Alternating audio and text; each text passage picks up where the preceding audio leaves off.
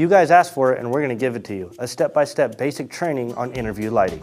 First, we're going to take a look at how to set up the lights in front of the subject. Then we're going to take a look at how to set up the lights behind the subject. And lastly, we're going to look at getting your crew in place so you're ready to film the interview. I'm Tom Skoronsky, and this is Interview Lighting.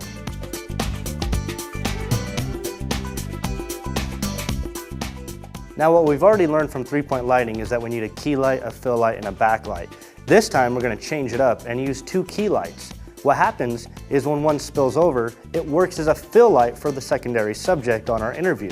So let's go ahead and move our lights into position that are going to be in front of the subjects. If you guys notice, we're about 45 degrees from our camera here. This is going to be our wide cam. This is camera 1. We're going to have 2 more cameras, and we're also going to set up 1 more light to work as another key.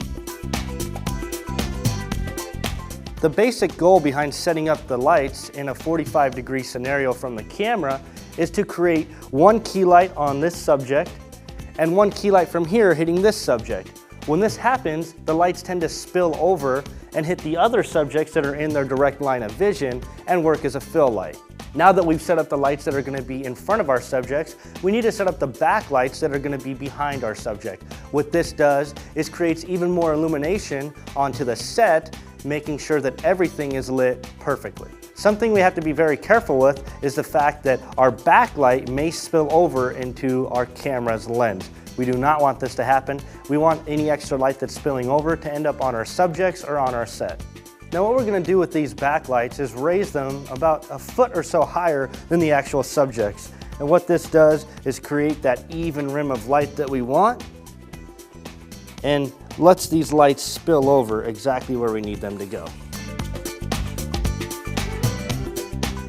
There's light number 1. We can adjust them with the barn doors. And let's go ahead and set up light number 2.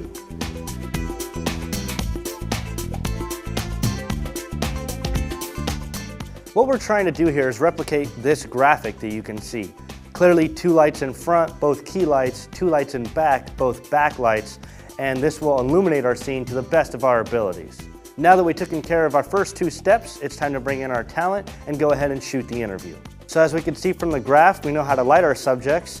Let's introduce Joseph and Julie. They're going to interview each other while we set up our cameras. So first we're going to set up a camera under the light, and the reason we do this is so it doesn't spill over and the light continues to stay and shine on our subject. The idea here is to capture Julie in this camera just underneath the light, while camera 1 will be able to get everybody so they can set the stage for the whole interview. Now the reason this works is because none of our lights are hitting the camera's point of view. They're only hitting the subjects. The same scenario is going to work for camera number 3, which is going to shoot Joseph head on. This works so we can get our cutaways, and once again the light's directly above about 2 feet or so the light never spills over into the camera lens.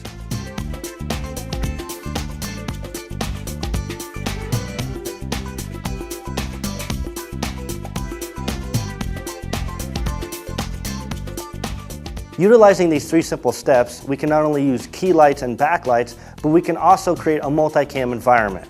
This is the best scenario we could possibly utilize for interview lighting.